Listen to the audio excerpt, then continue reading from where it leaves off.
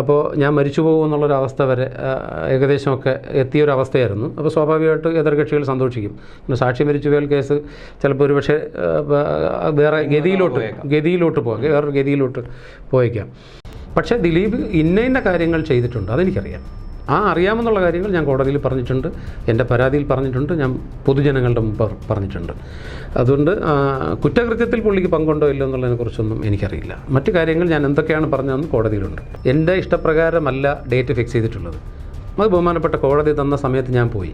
ആ സമയത്ത് എനിക്കുണ്ടായ അനുഭവങ്ങൾ ഞാനത് വളരെ ലേറ്റാവാതെ തുറന്നു പറഞ്ഞു എന്നുള്ളതേ ഉള്ളൂ. ആ സമയത്ത് അദ്ദേഹത്തോട് പടം റിലീസ് ചെയ്യാൻ ഞാൻ പറഞ്ഞിട്ടില്ലല്ലോ. ആ ദിവസം ദിലീപ് തിരുവനന്തപുരത്ത് ക്യാമ്പ് ചെയ്യുകയുണ്ടായി. എന്നെ വിസ്തരിക്കുന്നതിൻ്റെ അന്ന് രാവിലെ തിരുവനന്തപുരത്ത് ദിലീപ് എത്തുകയും അതിൻ്റെ അടിസ്ഥാനത്തിൽ 2-3 പേര് കോടതി കോമ്പൗണ്ടിൽ വരികയും എന്നെ വാൺ ചെയ്യുകയും ഒക്കെ ചെയ്തത് ഞാൻ കോടതിയെ ബോധ്യപ്പെടുത്തിയിട്ടുണ്ട്. അത് പലർക്കും അറിയാതെ പോകുന്നതാണ്. ജീവൻ നഷ്ടപ്പെടുമെന്ന് കാണുമ്പോൾ ആരാ ഭയപ്പെടാതെയുള്ളത്? ഞാനൊരു സാധാരണ മനുഷ്യനാണ്, എനിക്കുകൊണ്ട് ഭയം. നമസ്കാരം, ഇൻസ്റ്റയിലേക്ക് സ്വാഗതം. ഞാൻ ഉടൻ തന്നെ കൊല്ലപ്പെട്ടേക്കും, എന്നെ കൊല്ലാക്കൊല ചെയ്യുകയാണ് കോടതിയും അതുപോലെ തന്നെ ദിലീപിൻ്റെ ഉപജാപക സംഘവും. എനിക്ക് പിന്നാലെ തന്നെ ദിലീപുണ്ട്. അതുകൊണ്ട് തന്നെ മരണം എനിക്ക് പിറകെ നടക്കുകയാണ്. ഏത് നിമിഷവും അത് സംഭവിക്കുമെന്ന് അന്തരിച്ച സംവിധായകൻ ബാലചന്ദ്രകുമാർ, അതായത് നടിയെ ആക്രമിച്ച കേസിലെ നിർണായക വഴിത്തിരിവായ ദിലീപിന് ഊരാക്കുടുക്കിട്ട ബാലചന്ദ്രകുമാർ മരണപ്പെടുന്നതിന് മുൻപ് മലയാളി വാർത്തയിലെത്തി എന്നോട് പറഞ്ഞ കാര്യമിതാണ്. അതിനുശേഷം തനിക്ക് പലതരത്തിലുള്ള കാര്യങ്ങളും അതിനെ സാധൂകരിക്കാൻ പറയാനുണ്ടെന്നും നിരവധി വിഷയങ്ങൾ പൊതുസമൂഹത്തിന് മുന്നിൽ, പൊതുമണ്ഡലത്തിന് മുന്നിൽ തനിക്ക് തുറന്നു പറയണമെന്നും വ്യക്തമാക്കിയിരുന്നു. എന്നിരുന്നാൽ പോലും പല വസ്തുതകളും കോടതിയുടെ പരിഗണനയിൽ ഇരിക്കുന്നത് കൊണ്ട് ഈ കേസ് കഴിഞ്ഞതിന് ശേഷം ഉറപ്പായും പുറത്തു പറയാമെന്ന് പറഞ്ഞ ബാലചന്ദ്രകുമാറാണ് വിധി പുറത്തു വരും മുൻപ് യാത്രയായിരിക്കുന്നത്. ഇന്ന് പുലർച്ചെയാണ് സംവിധായകൻ ബാലചന്ദ്രകുമാർ അന്തരിച്ചത്. അദ്ദേഹത്തിൻ്റെ അവസാന വാക്കുകളായിരുന്നു, ഞാനുമായി സംസാരിച്ച വാക്കുകളായിരുന്നു ഇപ്പോൾ ഇവിടെ വെളിപ്പെടുത്തിയത്. ഇതോടൊപ്പം തന്നെ വളരെ നിർണായകമായ കേസിൻ്റെ വഴിത്തിരിവായ പല ഘട്ടങ്ങളിലൂടെയും ഞങ്ങളന്ന് സഞ്ചരിച്ചിരുന്നു. തുടക്കം മുതൽ ഒടുക്കം വരെ ഒരു സുഹൃത്തായി നിന്നുകൊണ്ട് എന്തിന് ബാലചന്ദ്രകുമാർ ദിലീപിനെ പ്രതിസ്ഥാനത്ത് നിർത്തി സംസാരിക്കുന്നു, ദിലീപിൻ്റെ കൊള്ളരുതായ്മകൾ തുറന്നു പറയുന്നുവെന്ന് അന്ന് തുറന്നു ചോദിച്ചിരുന്നു. അതിനൊക്കെ കൃത്യമായ മറുപടി വ്യക്തമായി തന്നെ ബാലചന്ദ്രകുമാർ നൽകിയിരുന്നു. അദ്ദേഹത്തിന് ഉറപ്പായിരുന്നു ഇന്നല്ലെങ്കിൽ നാളെ താൻ മരണപ്പെട്ടേക്കാം. ഏതൊരു മനുഷ്യനെയും പോലെ ഞാനും മരണത്തെ ഭയപ്പെടുന്നുണ്ട്. അതുകൊണ്ട് തന്നെയാണ് താൻ മരിക്കുന്നതിന് മുൻപ് തന്നാൽ കഴിയുന്ന ഒരു നല്ല പ്രവൃത്തി ചെയ്യുക എന്നുള്ള ഉദ്ദേശത്തിൽ ഇതിൽ പ്രധാന സാക്ഷിയായി മാറിയിരിക്കുന്നത്. അങ്ങനെയാണ് വളരെ എളുപ്പത്തിൽ നടിയെ ആക്രമിച്ച കേസിൽ നിന്നും ഊരിപ്പോകാമെന്ന് കരുതിയ ദിലീപിനെ 3 മാസക്കാലം അഴിക്കുള്ളിലാക്കിയത്. തുടക്കത്തിൽ നടിയെ ആക്രമിച്ച കേസിൽ ദിലീപിനെതിരെ ബലാത്സംഗ കേസ് മാത്രമായിരുന്നു. അത് കോടതിയിൽ നിലനിൽക്കുകയുമില്ലായിരുന്നു. പക്ഷേ ബാലചന്ദ്രകുമാറിന്റെ നിർണായക വെളിപ്പെടുത്തലും തെളിവ് സമ്പാദനവും ഒക്കെ ഉണ്ടായപ്പോൾ വധഗൂഢാലോചന, തെളിവ് നശിപ്പിക്കൽ, അങ്ങനെയുള്ള പല കുറ്റങ്ങളും ചുമത്തി അകത്താക്കാൻ പോലീസ് സംഘത്തിന് കഴിഞ്ഞു. കേസ് അന്വേഷിച്ച അന്വേഷണ ഉദ്യോഗസ്ഥരെ പോലും അപായപ്പെടുത്താനുള്ള ഗൂഢാലോചനകൾ നടത്തി എന്നുള്ള ഞെട്ടിക്കുന്ന വെളിപ്പെടുത്തലാണ് ബാലചന്ദ്രകുമാർ നടത്തിയിട്ടുള്ളത്. കടുത്ത രോഗമായിരുന്നു, ഇരുവൃക്കകളും പൂർണ്ണമായും പ്രവർത്തന സജ്ജമല്ലാത്ത അവസ്ഥയിലേക്ക് പോയിരുന്നു. ആഴ്ചയിൽ 3 ദിവസം ഡയാലിസിസ് അടക്കം ചെയ്തുകൊണ്ട് അതിഭീകരമായ വേദനയിലും എഴുന്നേറ്റ് നിൽക്കാൻ പോലും കഴിയാത്ത അവസ്ഥയിലും പോലും ഈ കേസ് മുന്നോട്ട് പോകണമെന്നും പ്രതി ശിക്ഷിക്കപ്പെടണമെന്നുള്ള അതിയായ നിശ്ചയദാർഢ്യത്തോടു കൂടി തന്നെയാണ് അദ്ദേഹം മുന്നോട്ട് പോയത്. മൂർച്ഛിച്ച രോഗത്തിനെ തന്നെ വെല്ലുവിളിച്ചുകൊണ്ടായിരുന്നു അദ്ദേഹത്തിന്റെ ഈ പടപുരുതലും. അദ്ദേഹത്തിന്റെ വാക്കുകളിലേക്ക്. ബാലേന്ദ്രകുമാർ, എന്താണ് ഈ വിഷയത്തിൽ, ആരാണ് ശരിക്കും ഈ കേസ് ഇങ്ങനെ നീട്ടിക്കൊണ്ടുപോകുന്നത്? എൻ്റെ അനുഭവത്തിൽ നിന്ന് അല്ലെങ്കിൽ എൻ്റെ അറിവിൽ നിന്ന് ഞാൻ മനസ്സിലാക്കിയൊരു കാര്യം, ഇത് പ്രതിഭാഗം, അത് ദിലീപ് മാത്രമാണോ അതോ മറ്റുള്ള പ്രതികൾക്ക് കൂടെ അതിൽ പങ്കുണ്ടോ എന്നുള്ളത് എനിക്കറിയില്ല. പ്രതിഭാഗമാണ് ഈ കേസ് വലിച്ചു നീട്ടിക്കൊണ്ടു പോകുന്നത്. അർത്ഥമില്ലാത്ത കാര്യങ്ങൾ കൂട്ടിയിണക്കി പല ഹർജികളും, എനിക്ക് തോന്നുന്നു ഒരു 75-ലധികം ഹർജികൾ പല കോടതികളിലായിട്ട് ദിലീപിൻ്റെ ഭാഗത്ത് നിന്ന് തന്നെ ഫയൽ ചെയ്യപ്പെട്ടിട്ടുണ്ട്. അപ്പോൾ ഈ ഹർജികളിൽ തീർപ്പ് കൽപ്പിക്കാനുള്ളൊരു സമയം സ്വാഭാവികമായിട്ട് വേണമല്ലോ. അങ്ങനെ നിരന്തരം ഹർജികൾ കൊടുക്കുക, പലതരത്തിലും ഇത് നീട്ടിക്കൊണ്ടു പോകാനുള്ള തന്ത്രങ്ങൾ മെനയുക, എന്നിട്ട് അതെല്ലാം പ്രോസിക്യൂഷൻ്റെ തലയ്ക്കോ അല്ലെങ്കിൽ ഈ കേസിൽ ഭാഗമായിരിക്കുന്ന എന്നെ പോലുള്ള ആളുകളുടെ തലയ്ക്കോ ഒക്കെ വയ്ക്കുക എന്നുള്ളത് അങ്ങനെ ഒരു കലാപരിപാടി കഴിഞ്ഞ കുറേ നാളുകൾ കൊണ്ട് നമ്മൾ കാണുന്നതാണ്. ഇപ്പം നിലവിൽ താങ്കൾ തന്നെ പറയുന്ന ഒരു കാര്യം, തന്നെ കൊല്ലാനുള്ളൊരു ശ്രമം അല്ലെങ്കിൽ തനിക്കെതിരെയുള്ളൊരു വധഭീഷണി അത് പല രീതിയിൽ തന്നെ ഇപ്പോൾ ഉണ്ടാകുന്നുണ്ട്. ഏത് വിധേനയും ഇല്ലാതാക്കുക എന്നൊരു നീക്കം തന്നെയാണ് ഇതിനിടയിൽ നടക്കുന്നത്. തീർച്ചയായിട്ടും. ഞാൻ ഈ പരാതിയിലേക്ക് ഞാൻ ഇറങ്ങി തിരിച്ചത് തന്നെ എൻ്റെ ജീവൻ സന്ദർഭത്തിലായിരുന്നു. 2021 ഡിസംബറിലാണ് ഞാൻ കേരള മുഖ്യമന്ത്രിക്ക് പരാതി നൽകുന്നത്. എൻ്റെ പരാതിയിലെ പ്രധാന കണ്ടൻറ്റ് എന്ന് പറയുന്നത് എൻ്റെ ജീവന് ഭീഷണിയുണ്ട്, ദിലീപിൻ്റെ സംഘവും എന്നെ അപായപ്പെടുത്താൻ സാധ്യതയുണ്ട് എന്ന് പറഞ്ഞിട്ട് കാര്യകാരണങ്ങൾ ചൂണ്ടിക്കാണിച്ചുകൊണ്ടുള്ളൊരു പരാതിയായിരുന്നു ബഹുമാനപ്പെട്ട മുഖ്യമന്ത്രിക്ക് ഞാൻ കൊടുത്തത്. ആ പരാതിയിന്മേലുള്ള അന്വേഷണത്തിലാണ് നടി ആക്രമിക്കപ്പെട്ട കേസ് തുടരന്വേഷണത്തിന് വഴിവെച്ചത്. ആ ഭീഷണി ഇന്നും തുടരുന്നുണ്ട്. കാലാകാലങ്ങളായി ചോദിക്കുന്നത് തന്നെയാണ്. ഇതിനു മുന്നും പല മാധ്യമങ്ങളും സോഷ്യൽ മീഡിയയിൽ പല കുറിപ്പുകളിലൂടെയും ഒക്കെ ആരോപിക്കപ്പെട്ട ഒരു സംഭവം തന്നെയാണ്. കാരണം തുടക്കത്തിലെ ഈ വിഷയം അറിഞ്ഞിട്ടും എന്തുകൊണ്ട് ഇത്രയും കാലതാമസം എടുത്തു? 2021 വരെ കാത്തിരിക്കേണ്ടി വന്നു? അല്ലെങ്കിൽ തൻ്റെ ജീവൻ അപകടപ്പെടുന്ന ഒരു സാഹചര്യം ആയപ്പോഴാണോ ഇത് തുറന്നു പറയണമെന്ന് തോന്നിയിട്ടുള്ളത്? തീർച്ചയായിട്ടും അതിന് പല കാരണങ്ങളുമുണ്ട്. ആ കാരണങ്ങളൊക്കെ ഞാൻ ബഹുമാനപ്പെട്ട കോടതിയിൽ രേഖാമൂലം സബ്മിറ്റ് ചെയ്തിട്ടുള്ളതിനാൽ എനിക്ക് കൂടുതൽ കാര്യങ്ങൾ പറയാൻ സാധിക്കില്ല. ഈ പറയണമെന്ന് കരുതിയതല്ല. ഒരുപക്ഷെ എൻ്റെ ജീവൻ അപകടത്തിൽ ആണെന്ന് എനിക്ക് എപ്പോഴെങ്കിലും തോന്നാതിരുന്നെങ്കിൽ ഒരുപക്ഷെ ഞാനത് പറയാതിരുന്നേനെ. പക്ഷേ ഒരു ഘട്ടം എത്തിയപ്പോൾ എനിക്ക് തന്നെ മനസ്സിലായി ഞാൻ അപകടപ്പെടാൻ സാധ്യതയുണ്ട്. എനിക്ക് ബോധ്യമായി. അത് പല കോണുകളിൽ നിന്ന് വിവരങ്ങൾ കിട്ടി. എനിക്കത് ബോധ്യപ്പെട്ടതിൻ്റെ അടിസ്ഥാനത്തിലാണ്. അത് പറയാതെ വേറെ വഴിയില്ല. പറയാതിരുന്നാൽ ഞാൻ ഒരുപക്ഷെ എന്തെങ്കിലും എനിക്കൊരു അപകടം സംഭവിച്ചാൽ ലോകം പോലും അറിയാതെ പോകും ഈ വിഷയം. അതുകൊണ്ട് തന്നെ അത് പറഞ്ഞേക്കാം എന്നുള്ളൊരു ധൈര്യം സംഭരിക്കുകയും അതിൻ്റെ അടിസ്ഥാനത്തിലാണ് ഞാൻ മുന്നോട്ട് വന്ന് പറയുകയും ചെയ്തത്. ഒരുപക്ഷെ അതിന് കാലതാമസം എടുത്തതിന് പല കാരണങ്ങളുണ്ട്. ഞാൻ നേരത്തെ തന്നെ മാസങ്ങൾക്ക് മുമ്പ് പറഞ്ഞ മറുപടി തന്നെയാണ്. എല്ലാവരും അവരവരുടെ കുടുംബം, കുട്ടികൾ, അവരുടെ പ്രൊഫഷൻ ഒക്കെ എല്ലാവരും നോക്കും. അപ്പോൾ ഞാനും സ്വാഭാവികമായിട്ട് സെൽഫിഷായി. എൻ്റെ കാര്യത്തിൽ എനിക്ക് എന്തെങ്കിലും സംഭവിച്ചാലോ അല്ലെങ്കിൽ ഇൻഡസ്ട്രിയിൽ എനിക്ക് എന്തെങ്കിലുമൊക്കെ പ്രശ്നങ്ങളുണ്ടായാലോ എന്ന് വിചാരിച്ച് ഭയം കൊണ്ട് ഒളിഞ്ഞിരുന്നൊരു കാലഘട്ടമായിരുന്നു അത്. പക്ഷേ ഒരു ഘട്ടം കഴിഞ്ഞപ്പോൾ നമ്മൾ ഒളിച്ചിരുന്നിട്ട് കാര്യമില്ല, അത് പറയാതെ വേറെ മാർഗമില്ല എന്നുള്ള ആ ഒരു അവസ്ഥ സംജാതമായപ്പോഴാണ് അത് പറയാൻ തീരുമാനിച്ചത്.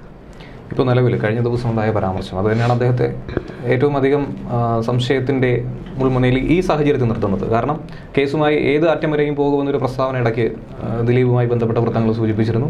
എന്ത് നിയമ നടപടി വന്നാലും അതിനെ നേരിടാമെന്ന് പറഞ്ഞിരുന്നു. പക്ഷേ ഇനി ഈ ഹാഷ് വാല്യൂവുമായി ബന്ധപ്പെട്ട് കൂടുതലൊരു അന്വേഷണം നടത്താതെ കേസ് ഇങ്ങനെ അനന്തമായിട്ട് നീട്ടിക്കൊണ്ട് പോകാതെ വളരെ വേഗത്തിൽ പൂർത്തീകരിക്കണമെന്നാണ് അദ്ദേഹം പറഞ്ഞിരിക്കുന്നത്. അദ്ദേഹം പറഞ്ഞതിനുള്ളിൽ കേസ് പൂർത്തീകരിക്കണമെന്നാണോ അതോ വീണ്ടും പരിശോധന നടക്കുമ്പോൾ മറ്റെന്തെങ്കിലും സംഭവിക്കുമെന്നുള്ളൊരു ഭയമാണോ? രണ്ടാമത് പറഞ്ഞതായിരിക്കും അതിൻ്റെ ഒരു സത്യാവസ്ഥ. കാരണം എന്തെങ്കിലും അന്വേഷണം നടന്നാൽ അതിലൊരു പക്ഷേ തന്നെ ബാധിക്കുമോ എന്നുള്ളൊരു ഭയം കൊണ്ട് തന്നെയാണ് അങ്ങനെ പറയുന്നത്. ഇപ്പോൾ കോടതി തന്നെ ഇന്നലെ പരാമർശം നടത്തിയത് നമ്മളെല്ലാം കേട്ടു, മാധ്യമങ്ങളിലൂടെ നമ്മളെല്ലാം കേട്ടതാണ്. ഇപ്പോൾ തനിക്കതിൽ പങ്കില്ലെങ്കിൽ പിന്നെ താനെന്തിനാണ് വിഷമിക്കുന്നത്? അല്ലേ? എത്രയോ പേര് കേരളത്തിലുണ്ട്, അവർക്ക് ആർക്കും വിഷമമില്ല. അത് ഹാഷ് വാല്യൂ മാറിയതിനെക്കുറിച്ച് കോടതി അന്വേഷിക്കുകയോ പോലീസ് അന്വേഷിക്കുകയോ എന്തായിക്കൊണ്ട് പോട്ടെ, തനിക്കതിൽ പങ്കില്ലെങ്കിൽ ആ വിഷയത്തിൽ താനെന്തിന് ബോധേടാവണം? അപ്പോൾ അങ്ങനെ ആവശ്യത്തിൽ കൂടുതൽ എന്തിന് പുള്ളി ഉത്കണ്ഠപ്പെടുന്നു എന്നുള്ളത് കോടതി തന്നെ ഇന്നലെ ചോദിക്കുകയുണ്ടായി. അപ്പോൾ അത് ജനങ്ങൾക്കത് സംശയത്തിന് ഒരുപാട് വഴിവെക്കുന്ന ചില ഘടകങ്ങളാണ്. ഇപ്പോൾ അദ്ദേഹത്തിൻ്റെ മുൻ ഭാര്യ മഞ്ജു വാര്യരെ വിസ്തരിക്കുന്നതിനെക്കുറിച്ച് തന്നെ പ്രോസിക്യൂഷൻ നടപടികൾ സ്റ്റാർട്ട് ചെയ്തപ്പോൾ പുള്ളി പറഞ്ഞു മഞ്ജു വാര്യരെ വിസ്തരിക്കാൻ പാടില്ല. മഞ്ജു വാര്യരെ വിസ്തരിക്കണോ വേണ്ടയോ എന്ന് തീരുമാനിക്കേണ്ടത് കോടതിയും അല്ലെങ്കിൽ പ്രോസിക്യൂഷനൊക്കെയാണ്. അത് തീരുമാനിക്കുന്നത് ഒരു പ്രതിയല്ല എന്നൊന്ന് സുപ്രീം കോടതി പറഞ്ഞു. ഒരു പ്രതിയുടെ തീരുമാനത്തിനനുസരിച്ചല്ല കോടതി ഇരിക്കുന്നത്. അപ്പം മഞ്ജു വാര്യരെ വിസ്തരിച്ചാൽ കുറ്റം ചെയ്തിട്ടില്ലെങ്കിൽ പിന്നെ അദ്ദേഹത്തിന് എന്തിന് ഭയപ്പെടാനിരിക്കുന്നു? അപ്പോൾ ഇങ്ങനെ ഏത് മേഖലയിൽ നമ്മൾ അദ്ദേഹത്തിൻ്റെ പ്രവൃത്തികൾ നമ്മൾ ഒബ്സർവ് ചെയ്താലും നമുക്ക് മനസ്സിലാവും അതിൻ്റെ പിന്നിൽ അദ്ദേഹത്തിനൊരു ഭയമുണ്ട്. തെറ്റ് ചെയ്യാത്ത ആരെയും ഇവിടെ ആരും മനഃപൂർവ്വം അങ്ങനെ ജയിലിലാക്കില്ല, അങ്ങനെ അയാൾ കുറ്റവാളിയായി മാറില്ല. കാരണം ഇവിടുത്തെ ഒരു നിയമ സംവിധാനം മറ്റ് രാജ്യത്തിൻ്റെ മറ്റ് സ്റ്റേറ്റുകളിലുള്ളതുപോലെയൊന്നുമല്ല. കേരളത്തിൽ അങ്ങനെ കുറ്റം ചെയ്യാത്ത ഒരാളൊന്നും അങ്ങനെ ശിക്ഷ അനുഭവിച്ചതായിട്ട് ചരിത്രങ്ങളൊന്നും രേഖപ്പെടുത്തിയിട്ടില്ല. അതുകൊണ്ട് കുറ്റം ചെയ്തിട്ടില്ലെങ്കിൽ നെഞ്ചി പിരിച്ച് നമുക്ക് നിൽക്കാം, നമ്മൾ കുറ്റം ചെയ്തിട്ടില്ല, നമ്മളാരും ഒന്നും ചെയ്യില്ല എന്ന്. കുറ്റം ഈ എന്തോ ഒരു പഴഞ്ചൊല്ലുണ്ടോ, ഈ മടിയിൽ കനമുള്ളവനാണ് വഴിയിൽ ഭയക്കേണ്ടത് എന്ന് പറഞ്ഞതുപോലെ നമ്മുടെ മടിയിൽ കനമില്ലെങ്കിൽ പിന്നെ നമ്മളെന്തിനു ഭയപ്പെടണം? ഭയപ്പാടിൻ്റെ കാര്യം പറഞ്ഞതുപോലെ നമ്മുടെ ദിലീപ് ഇത്രയധികം ഭയക്കുന്നു, അല്ലെങ്കിൽ ദിലീപ് പല കാര്യങ്ങളെ ഭയക്കുന്നു എന്ന് താങ്കൾ പറയുന്നു. ബാലേന്ദ്രകുമാർ എന്തിനൊക്കെയാണ് ഭയക്കുന്നത്? എനിക്ക് ആകെയുള്ളൊരു ഭയം എന്ന് പറയുന്നത് എൻ്റെ ജീവൻ്റെ ഭയം മാത്രമാണ്. അല്ലാതെ എനിക്ക് നഷ്ടപ്പെടാൻ പ്രത്യേകിച്ച് ഒന്നുമില്ല. അതുകൊണ്ട് തന്നെ നഷ്ടപ്പെടാനുള്ളവർക്കാണല്ലോ ഭയപ്പാട് കൂടുതൽ വരുന്നത്. എനിക്കാകെ നഷ്ടപ്പെടാനുള്ള എൻ്റെ ജീവൻ മാത്രമാണ്. അപ്പോൾ എൻ്റെ ജീവന് അപകടം വരും എന്നുള്ളൊരു ഭയം എനിക്കുണ്ടായതിൻ്റെ അടിസ്ഥാനത്തിലാണ് ഈ കേസുണ്ടായതും. ആ ഭയം ഇപ്പോഴും നിലനിൽക്കുന്നുണ്ട്. ഇപ്പോൾ തന്നെ തിരുവനന്തപുരത്ത് വീഡിയോ കോൺഫറൻസ് വഴിയാണ് എന്നെ വിസ്തരിച്ചത് പകുതിയിലധികം. ആ വീഡിയോ കോൺഫറൻസ് സ്റ്റാർട്ട് ചെയ്യുന്നതിൻ്റെ അന്ന് ദിലീപിൻ്റെ ആൾക്കാർ തിരുവനന്തപുരത്ത് കോടതി വളപ്പിൽ നിന്നുകൊണ്ട് എന്നെ വാൺ ചെയ്തിങ്ങനെ വിട്ടു. ഞാനത് അന്നേ ദിവസം തന്നെ ഞാൻ ബഹുമാനപ്പെട്ട കോടതിയിൽ ബോധ്യപ്പെടുത്തുകയുണ്ടായി. കോടതി അന്നേരം തന്നെ എനിക്ക് പോലീസ് പ്രൊട്ടക്ഷൻ അവിടെ വെച്ച് അനുവദിക്കുകയുണ്ടായി. ഇതൊന്നും പുറത്ത് മാധ്യമങ്ങളിലൊന്നും വരാത്ത വാർത്തകളാണ്. ആ ദിവസം ദിലീപ് തിരുവനന്തപുരത്ത് ക്യാമ്പ് ചെയ്യുകയുണ്ടായി. എന്നെ വിസ്തരിക്കുന്നതിൻ്റെ അന്ന് രാവിലെ തിരുവനന്തപുരത്ത് ദിലീപ് എത്തുകയും അതിൻ്റെ അടിസ്ഥാനത്തിൽ 2-3 പേര് കോടതി കോമ്പൗണ്ടിൽ വരികയും എന്നെ വാൺ ചെയ്യുകയും ഒക്കെ ചെയ്തത് ഞാൻ കോടതിയെ ബോധ്യപ്പെടുത്തിയിട്ടുണ്ട്. അത് പലർക്കും അറിയാതെ പോകുന്നതാണ്. ആരാ ജീവൻ നഷ്ടപ്പെടുമെന്ന് കാണുമ്പോൾ ആരാ ഭയപ്പെടാതെയുള്ളത്? ഞാനൊരു സാധാരണ മനുഷ്യനാണ്, എനിക്കുകൊണ്ട് ഭയം. ഏതെല്ലാം തരത്തിലാണ് താങ്കൾ ഇപ്പോൾ ഒരു അനുഭവം പറഞ്ഞു? ഇതുപോലെ താങ്കൾക്ക് ഓർത്തെടുത്ത് പറയാൻ കഴിയുന്ന അനുഭവങ്ങൾ എന്തെങ്കിലും ഉണ്ടോ? ഇത്തരത്തിൽ വധഭീഷണിയോ അല്ലെങ്കിൽ കൊല്ലാനുള്ള ഒരു സാധ്യതയോ ഒക്കെ ഉണ്ടായി വന്നതായിട്ടുള്ള? ഉണ്ട് ഭീഷണി. പക്ഷേ ഞാൻ കോടതിയിൽ പറഞ്ഞിട്ടുള്ള കാര്യങ്ങളായതിനാൽ എനിക്കത് മാധ്യമങ്ങളിലൂടെ പറയാൻ ബുദ്ധിമുട്ടുണ്ട്. കോടതിയിൽ പറഞ്ഞ കാര്യങ്ങളായതിനാൽ എനിക്ക് നിയമപരമായി പറ്റുന്ന അതെ ഒരു ബുദ്ധിമുട്ട്. താങ്കൾ പറഞ്ഞു വിചാരണയ്ക്കായി പല രീതിയിൽ താങ്കൾ വീഡിയോ കോൺഫറൻസിംഗ് വഴി ആദ്യം കോടതിയിൽ നേരിട്ട് ഹാജരായിട്ടുണ്ടായിരുന്നു. ഇപ്പം നിലവിൽ എങ്ങനെയാണ്? വീഡിയോ കോൺഫറൻസിംഗ് തന്നെയാണോ അതോ നേരിട്ട് ഹാജർ? എൻ്റെ വിചാരണ ഇപ്പോൾ കഴിഞ്ഞ 15-ാം തീയതി എൻ്റെ വിചാരണ പൂർത്തീകരിച്ചിരുന്നു. തുടക്കത്തിൽ 2022 നവംബറിൽ വിചാരണ തുടങ്ങിയതാണ്. കഴിഞ്ഞ വർഷം നവംബർ 23-ാം തീയതിയായിരുന്നു എറണാകുളം പ്രിൻസിപ്പൽ സെഷൻസ് കോർട്ടിലായിരുന്നു വിചാരണ സ്റ്റാർട്ട് ചെയ്തത്. എൻ്റെ ഫിസിക്കൽ പ്രസൻസ് തന്നെ ഉണ്ടായിരുന്നു തുടക്കത്തിൽ കുറച്ച് ദിവസങ്ങളിൽ. അപ്പോൾ ആ സമയത്താണ് ഞാൻ അസുഖബാധിതനാകുന്നത്. അപ്പോൾ അങ്ങനെ കോടതിയുടെ പെർമിഷനോട് കൂടിയാണ് ഞാൻ ചികിത്സാർത്ഥം ഞാൻ തിരുവനന്തപുരത്തേക്ക് വരുന്നത്.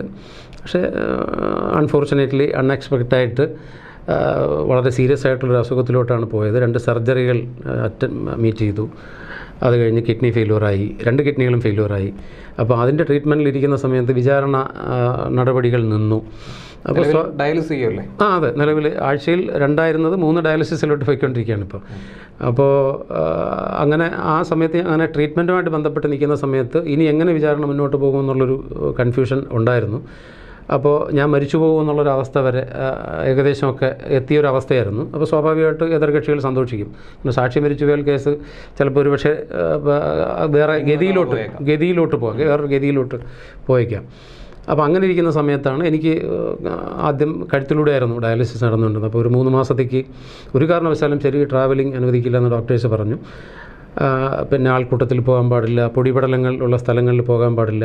അപ്പോൾ അങ്ങനെ നിയന്ത്രണങ്ങൾ ഉണ്ടായിരുന്നതുകൊണ്ട് എനിക്ക് വീഡിയോ കോൺഫറൻസ് പ്രത്യേകിച്ച് അനുമതി കോടതി തരികയുണ്ടായി. അങ്ങനെ തിരുവനന്തപുരത്ത് ജില്ലാ കോടതി വളപ്പിലുള്ള ഉപയോഗശൂന്യമായി കിടന്ന ഒരു കോടതി ആയിരുന്നു വീഡിയോ കോൺഫറൻസിന് വേണ്ടി എനിക്ക് അനുവദിച്ചത്. ഇതിനിടയിൽ കേട്ട ഒരു കാര്യം എന്ന് പറയുന്നത് താങ്കളൊരു സാക്ഷി മാത്രമാണ് ഈ കേസിൽ. താങ്കളെ എത്ര തവണ വിചാരണ ചെയ്തിട്ടുണ്ട്? എന്നെ പ്രതിഭാഗം 37 ദിവസം വിചാരണ നടത്തി. അങ്ങനൊരു സംഭവം കേരളത്തിൽ ഇതിനു മുമ്പ് ഉണ്ടായിട്ടുണ്ടോ? ഉണ്ടായിട്ടില്ല എന്നുള്ളതാണ് എനിക്ക് നിയമം അറിയാമെന്നുള്ള പലരും എന്നോട് പറഞ്ഞിട്ടുള്ളത്. പല വമ്പൻ കേസുകളിലും 19-20 ദിവസത്തിൽ കൂടുതലൊരു സാക്ഷി വിസ്തരിച്ച ചരിത്രമില്ല എന്നുള്ളതാണ് അറിയാൻ കഴിഞ്ഞത്. വേറെ എവിടെയെങ്കിലും ഉണ്ടോ എന്നുള്ളതും അറിയില്ല. എന്നെ 37 ദിവസം വിചാരണ നടത്തി. 40 ദിവസം മൊത്തം കോടതിയിൽ ഞാൻ ഹാജരായിരുന്നു. അതിൽ 3 ദിവസം പ്രോസിക്യൂഷൻ്റെ ആയിരുന്നു. ബാക്കി 37 ദിവസവും എതിർഭാഗത്തിൻ്റെ ക്രോസിംഗ് ആയിരുന്നു. രാവിലെ തുടങ്ങുന്ന വിചാരണ രാത്രി 8:30 മണി വരെ 8:35 വരെ നീണ്ട ദിവസങ്ങളുണ്ടായിട്ടുണ്ട്, വിചാരണ മാത്രം. അത് കഴിഞ്ഞ് പിന്നെ കോടതി നടപടികൾ എല്ലാം തീർത്ത് ഞാൻ പുറത്തിറങ്ങുമ്പോൾ രാത്രി 10 മണിയാവും. ഇതെല്ലാം ഈ ഡയാലിസിസ് നടന്നുകൊണ്ടിരുന്ന പീരീഡിലാണ്. ഈ പറയുന്ന സമയത്ത് താങ്കൾ ഡയാലിസിസ് ചെയ്തുകൊണ്ടിരിക്കുകയാണ്. ഇതിൽ എല്ലാ ചൊവ്വയും വെള്ളിയും ഞാൻ ഡയാലിസിസ് കഴിഞ്ഞിട്ടാണ് ഞാൻ കോടതിയിലെത്തുന്നത്. ഡയാലിസിസ് മുറിയിൽ നിന്ന് നേരെ കോർട്ട് റൂമിലേക്ക് എന്നുള്ള രീതിയിലാണ്. കാരണം വെളുപ്പിന് 4 മണിക്ക് ഡയാലിസിസിന് പോകും, 9 മണി 9:30 ആകുമ്പോൾ ഡയാലിസിസ് തീരും, 10 മണിയോടുകൂടി ഞാൻ കോർട്ടിലെത്തും. കോടതി നടപടികൾ സ്റ്റാർട്ട് ചെയ്ത് കഴിഞ്ഞാൽ വൈകുന്നേരം 6 മണി 7 മണി 8:30 മണിക്കൊക്കെ തീർന്ന ദിവസങ്ങളുണ്ട്. അതെല്ലാം ഡയാലിസിസ് ഉള്ള ദിവസങ്ങളിൽ ഞാൻ കോടതിയിൽ ഓൾമോസ്റ്റ് ദിവസങ്ങളിലും ഞാൻ കോടതിയിലുണ്ടായിരുന്നിട്ടുണ്ട്. അപ്പോൾ ഒരു മനുഷ്യൻ, ഒരു രോഗാവസ്ഥയിലായ ഒരു വ്യക്തി എന്ന നിലയിലുള്ള പരിഗണന ഈ വിചാരണ നടപടിയിൽ കിട്ടിയിട്ടില്ല, അല്ലെങ്കിൽ ആ വേളയിൽ കിട്ടിയിട്ടില്ല എന്നാണ് താങ്കൾ പറയുന്നത്? ഇല്ല, എനിക്ക് കിട്ടിയിട്ടില്ല. സാധാരണ ഒരു പനി ബാധിച്ച് വരുന്ന ഒരാൾ പോലും ക്ഷീണിതനാണെന്ന് കണ്ടാൽ ഒരുപക്ഷെ എതിർഭാഗം അഡ്വക്കേറ്റ്സൊക്കെ മാനുഷിക പരിഗണന നൽകുമെന്നൊക്കെയാണ് ഞാൻ കേട്ടിട്ടുള്ളത്. പക്ഷേ ഇവിടെ അങ്ങനെയൊന്നും ഉണ്ടായിട്ടില്ല. ഇവിടെ ഡയാലിസിസ് ചെയ്ത് കഴിഞ്ഞാൽ നമ്മൾ ഈ കയ്യിലൂടെ ചെയ്യുന്ന സമയത്ത്, കഴുത്തിലൂടെ ചെയ്യുന്ന സമയത്തായിരുന്നാൽ കഴുത്തിൽ കത്തീറ്റർ എന്ന് പറഞ്ഞ സാധനം ഫിറ്റ് ചെയ്തിരിക്കും. അപ്പം ഡയാലിസിസ് കഴിയുന്ന സമയത്ത് നമുക്ക് കണ്ടിന്യൂസ് ആയിട്ടുള്ള ചുമയുണ്ടാകും. അപ്പോൾ ഈ ചുമ സഹിക്കാൻ വയ്യാതെ, ഈ ചുമയത്താണ് ഉള്ള സമയത്താണ് നമ്മൾ വിചാരണയ്ക്ക് ഹാജരാകുന്നത്. അപ്പോൾ ചുമ സഹിക്കാൻ വയ്യാതെ ഇവിടുന്ന് ട്യൂബ് പൊട്ടി ബ്ലഡ് പുറത്ത് വന്നിട്ടുള്ള ദിവസങ്ങളുണ്ടായിട്ടുണ്ട്. കാരണം ഇത് ട്യൂബ് വിചാരണ നടക്കുന്ന സമയത്ത് തന്നെയാണ്. ഞാനത് കോടതിയിൽ പറഞ്ഞിട്ടുമുണ്ട്. എനിക്കത് സഹിക്കാൻ പറ്റാത്ത അവസ്ഥ വന്നപ്പോൾ ഞാൻ കോടതിയിൽ പറഞ്ഞ ദിവസങ്ങളുണ്ടായിട്ടുണ്ട്. അത് കഴിഞ്ഞിട്ട് കയ്യിലൂടെ ഡയാലിസിസ് സ്റ്റാർട്ട് ചെയ്ത സമയങ്ങളിൽ ഈ കയ്യിൽ ഡയാലിസിസ് കഴിഞ്ഞിട്ട് 2 ബാൻഡ് ചുറ്റിവിടും ഈ വെയിൻ ബ്ലോക്ക് ചെയ്യാൻ വേണ്ടി. ഈ ബാൻഡ് കെട്ടിക്കഴിഞ്ഞാൽ ഒരു 3 മണിക്കൂർ കഴിയുമ്പോൾ കൈ മരവിക്കും മൊത്തം. അപ്പോൾ ആ ബാൻഡ് അഴിച്ചു മാറ്റണം, നമ്മൾ അഴിച്ചു മാറ്റണം. അതിന് മെഡിസിനുണ്ട്, മറ്റു മെഡിസിൻസ് കഴിക്കണം. അത് അഴിക്കാൻ പോലും സമയം തരാതെ എന്നെ കോടതിയിൽ ഇരുത്തിയിട്ടുണ്ട്. അത് അഴിച്ചു പോലും കളയാൻ സമ്മതിക്കാതെ ഒരു ദിവസം രാവിലെ 10 മണിക്ക് തുടങ്ങിയ സിറ്റിംഗ് 9:30 ഞാൻ ഡയാലിസിസ് കഴിഞ്ഞിട്ട് വെളുപ്പിന് 2:30 മണിക്ക് വീട്ടിൽ നിന്ന് ഇറങ്ങി 4 മണിക്ക് ഹോസ്പിറ്റലിൽ വന്ന് 4 മുതൽ ഡയാലിസിസ് സ്റ്റാർട്ട് ചെയ്ത് ഒരു 9:30 ഒക്കെ ആകുമ്പോൾ ഡയാലിസിസ് തീരും. പിന്നെ കിട്ടുന്ന ഒരു 10-15 മിനിറ്റ് കൊണ്ട് ഫുഡെല്ലാം കഴിച്ചിട്ട് കോടതിയിൽ 10 മണിക്ക് ഹാജരായി. 10 മണിക്ക് സിറ്റിംഗ് ഉള്ള ഒരു ദിവസമായിരുന്നു അന്ന് 10 മണി മുതൽ വൈകുന്നേരം 6 മണി വരെ ചെയറിൽ നിന്ന് എണീക്കാതെ നമുക്ക് സാധാരണ ഒറ്റയിരിപ്പാണ്. ആ ഒറ്റയിരിപ്പിൽ വൈകുന്നേരം 6-5 വരെ വിചാരണ നടത്തിയ ദിവസം ഉണ്ടായിട്ടുണ്ട്. വളരെ വേദനിപ്പിക്കുന്ന, മറക്കാൻ പറ്റാത്തൊരു ദിവസമാണെന്ന്. എനിക്ക് മെഡിസിൻ കഴിക്കണമായിരുന്നു, ടോയ്ലറ്റിൽ പോകണമായിരുന്നു. മാത്രമല്ല ഡയാലിസിസ് കഴിഞ്ഞ് വന്ന ഒരാളാണ്. അപ്പോൾ ചില ഇഞ്ചക്ഷൻസും ഒക്കെ എടുത്തിട്ടാണ് നമ്മൾ വരുന്നത്. അതിൻ്റെ സെഡേഷനൊക്കെ ഉണ്ട്. പക്ഷേ അതൊന്നും പരിഗണിക്കപ്പെട്ടില്ല. ഇവിടെ വേദന തോന്നുന്നുണ്ടോ? ഒരു വെളിപ്പെടുത്തൽ നടത്തി, പ്രത്യേകിച്ചും ഒരാൾക്ക് ഉപകാരം വരട്ടെ എന്ന രീതിയിൽ താങ്കളുടെ മനോഭാവത്തിൽ ഒരു വെളിപ്പെടുത്തൽ നടത്തി ഒരു പ്രതി ശിക്ഷിക്കപ്പെടണമെന്ന് താങ്കൾ വിചാരിച്ചു. പക്ഷേ ഇപ്പോൾ ഏറ്റവും അധികം പീഡിപ്പിക്കപ്പെടുന്നത് താനാണോ എന്നൊരു തോന്നലുണ്ടായിട്ടുണ്ടോ? അതായത് 2 കാര്യങ്ങൾ തിരുത്തണം. ഒന്ന്, മറ്റൊരാളിന് ഉപകാരം വരട്ടെ എന്ന് കരുതി ഞാൻ വന്ന ആളല്ല. ആർക്കും ഇത് ഉപകാരം വരാൻ വേണ്ടി ഞാൻ അങ്ങനെ ആഗ്രഹിച്ചു വന്നതല്ല. ഞാൻ എൻ്റെ രക്ഷയെ കരുതി വന്ന ഒരാളാണ്. അത് മറ്റൊരാൾക്ക് അല്ലെങ്കിൽ മറ്റൊരാളിന് നീതി കിട്ടുന്നുവെങ്കിൽ അല്ല, തീർച്ചയായിട്ടും അത് മറ്റൊരാൾക്ക് നീതി കിട്ടുന്നുവെങ്കിൽ എനിക്കത് സന്തോഷമേ ഉള്ളൂ എന്നാണ് ഞാൻ പറഞ്ഞത്. മറ്റൊരാൾക്ക് വേണ്ടി അയാൾക്ക് നീതി വാങ്ങിച്ച് കൊടുക്കണം എന്ന് പറഞ്ഞുകൊണ്ട് വന്ന ഒരാളല്ല. എൻ്റെ രക്ഷയ്ക്ക് വേണ്ടി ഞാൻ വന്ന ഒരാളാണ്. പിന്നെ ദിലീപ് ശിക്ഷിക്കപ്പെടണം എന്ന് പറഞ്ഞ് എനിക്കങ്ങനെ വാശിയുമില്ല. അങ്ങനെ വന്നൊരാളല്ല. ദിലീപ് കുറ്റം ചെയ്തിട്ടുണ്ടെങ്കിൽ ശിക്ഷിക്കപ്പെടാം. അത് തീരുമാനിക്കേണ്ടത് നമ്മളൊന്നുമല്ല. ദിലീപ് കുറ്റം ചെയ്തിട്ടുണ്ട്, അതെ, കുറ്റം ചെയ്തിട്ടുണ്ടോ അല്ലയോ എന്ന് തെളിയിക്കപ്പെടേണ്ടിയിരിക്കുന്നതാണ്. അത് ഞാനായിട്ട് പറയേണ്ടതല്ല. പക്ഷേ ദിലീപ് ഇന്ന കാര്യങ്ങൾ ചെയ്തിട്ടുണ്ട്, അതെനിക്കറിയാം. ആ അറിയാമെന്നുള്ള കാര്യങ്ങൾ ഞാൻ കോടതിയിൽ പറഞ്ഞിട്ടുണ്ട്, എൻ്റെ പരാതിയിൽ പറഞ്ഞിട്ടുണ്ട്, ഞാൻ പൊതുജനങ്ങളുടെ മുമ്പ് പറഞ്ഞിട്ടുണ്ട്. അതുകൊണ്ട് കുറ്റകൃത്യത്തിൽ പുള്ളിക്ക് പങ്കുണ്ടോ ഇല്ലോ എന്നുള്ളതിനെക്കുറിച്ചൊന്നും എനിക്കറിയില്ല. മറ്റു കാര്യങ്ങൾ ഞാൻ എന്തൊക്കെയാണ് പറഞ്ഞതെന്ന് കോടതിയിലുണ്ട്. ഇനി പ്രധാനമായും സോഷ്യൽ മീഡിയയിലും മറ്റും തുടക്കം മുതൽ തന്നെ താങ്കളെ അനുകൂലിക്കുന്നവരുണ്ട്, താങ്കളെ എതിർക്കുന്നവരുണ്ട്. ശരിയാണ്. അപ്പം വിമർശനങ്ങളെ കൂടി നമ്മൾ ഉൾക്കൊള്ളേണ്ടതുണ്ട്. തുടക്കത്തിൽ താങ്കൾ ഒരു ആരോപണം ഉന്നയിച്ച സമയം, അന്ന് ദിലീപിനെ സംബന്ധിച്ച് കേസും അന്വേഷണവും കാര്യങ്ങളുമായി മുന്നോട്ട് പോവുകയായിരുന്നു. അദ്ദേഹവുമായി ബന്ധപ്പെട്ട് ഒട്ടനവധി സിനിമകൾ നിർത്തിവെക്കേണ്ടതും ചിലർ പിന്മാറുന്ന ഒരു സാഹചര്യം, ചില സിനിമകൾ നീട്ടിവെക്കേണ്ട, അങ്ങനെ കുറേ സംഭവങ്ങളുണ്ടായിരുന്നു. ഒരു നടൻ എന്ന രീതിയിൽ അദ്ദേഹത്തിൻ്റെ സിനിമ രാമലീല റിലീസായ സമയത്തായിരുന്നു ഈ ആരോപണങ്ങൾ വലിയ രീതിയിൽ ഉയർന്നു വന്നത്. ശേഷം ഇപ്പോൾ ഒരു 1.5 വർഷത്തെ ഇടവേള കഴിഞ്ഞിരിക്കുന്നു, ഏകദേശം 2 വർഷത്തിലേക്ക് കടക്കുന്നു. അദ്ദേഹത്തിൻ്റെ അടുത്ത 1-2 സിനിമകൾ, വോയിസ് ഓഫ് സത്യനാഥൻ, ഈ മാസം ഇറങ്ങാനിരിക്കുമായിരുന്നു. അപ്പോൾ ഈ സമയത്ത് താങ്കൾ വീണ്ടും മറ്റൊരു ആരോപണം ഉന്നയിച്ച് ദിലീപിൻ്റെ സിനിമ ജീവിതം തകർക്കാൻ ഉദ്ദേശിക്കുന്നു എന്ന രീതിയിൽ ഒരു പോസ്റ്റ് കഴിഞ്ഞ ദിവസം ഞാൻ സോഷ്യൽ മീഡിയയിൽ കണ്ടിരുന്നു. എന്താണ് അതേക്കുറിച്ച് പറയാനുള്ളത്? എന്നാൽ പിന്നെ ദിലീപിന് ഈ സിനിമ റിലീസ് ചെയ്തതിനു ശേഷം എന്നെ വിസ്തരിച്ചാൽ മതിയായിരുന്നല്ലോ, അല്ലേ? അത് കോയിൻസിഡൻ്റലി വന്നുപെടുന്നതാണ്. അപ്പോൾ എന്നെ വിചാരണയ്ക്ക് ക്ഷണിച്ചത് കോടതിയാണ്. അപ്പോൾ എനിക്ക് കഴിഞ്ഞ ഏതാനും മാസങ്ങൾ വിചാരണയ്ക്ക് ഹാജരായത് ഞാനാണ്. എൻ്റെ ഇഷ്ടപ്രകാരമല്ല ഡേറ്റ് ഫിക്സ് ചെയ്തിട്ടുള്ളത്. അത് ബഹുമാനപ്പെട്ട കോടതി തന്ന സമയത്ത് ഞാൻ പോയി. ആ സമയത്ത് എനിക്കുണ്ടായ അനുഭവങ്ങൾ ഞാനത് വളരെ ലേറ്റാവാതെ തുറന്നു പറഞ്ഞു എന്നുള്ളതേ ഉള്ളൂ. ആ സമയത്ത് അദ്ദേഹത്തോട് പടം റിലീസ് ചെയ്യാൻ ഞാൻ പറഞ്ഞിട്ടില്ലല്ലോ. അദ്ദേഹം വേണമെങ്കിൽ വേറൊരു സമയത്ത് റിലീസ് ചെയ്യട്ടെ, അല്ലെങ്കിൽ കുറച്ചുകൂടെ നേരത്തെ റിലീസ് ചെയ്യട്ടെ. അല്ലാതെ ആ തക്കം നോക്കി ഞാൻ വിചാരണയ്ക്ക് ഹാജരാവുകയും വന്ന് പറഞ്ഞതുമല്ല. ആ വിചാരണ നടപടികൾ അത് കോടതി തീരുമാനിച്ചതാണ്. അല്ലാതെ അദ്ദേഹത്തിൻ്റെ സിനിമയും ഇതും തമ്മിൽ യാതൊരു ബന്ധമില്ല. അദ്ദേഹം കുറ്റം ചെയ്തിട്ടുണ്ടെങ്കിൽ ശിക്ഷ അനുഭവിക്കും. അദ്ദേഹത്തിൻ്റെ സിനിമ നല്ലതാണെങ്കിൽ സിനിമ ഓടും, നന്നായിട്ട് പോകും. അത് സിനിമ ഓടണം എന്നുള്ളതാണ് എനിക്ക് ആഗ്രഹം. കാരണം നമ്മൾ ആ മേഖലയിൽ നിൽക്കുന്ന ഒരാളാണ്. ആ സിനിമ ഒരു തെറ്റും പുള്ളിയോട് ചെയ്തിട്ടില്ലല്ലോ, അല്ലെങ്കിൽ ആരോടും ചെയ്തിട്ടില്ല. അതുകൊണ്ട് ആ സിനിമ വിജയിക്കണമെന്ന് തന്നെയാണ് എൻ്റെ ആഗ്രഹം. കാരണം അതിൽ ഒരുപാട് പേരുടെ, ദിലീപ് എന്ന് പറയുന്ന ആ ഒരു വ്യക്തിയുടെ സിനിമയല്ല അത്. അതിൽ നിർമ്മാതാക്കളെ എനിക്കറിയാം, അതിൽ വർക്ക് ചെയ്തിട്ടുള്ള മറ്റു പലരെ എനിക്കറിയാം. അതിൻ്റെ സംവിധാനം, തിരക്കഥാകൃത്തും ആയിരുന്നു എൻ്റെ സിനിമയ്ക്ക് വേണ്ടി തിരക്കഥ എഴുതിയിരുന്നത്.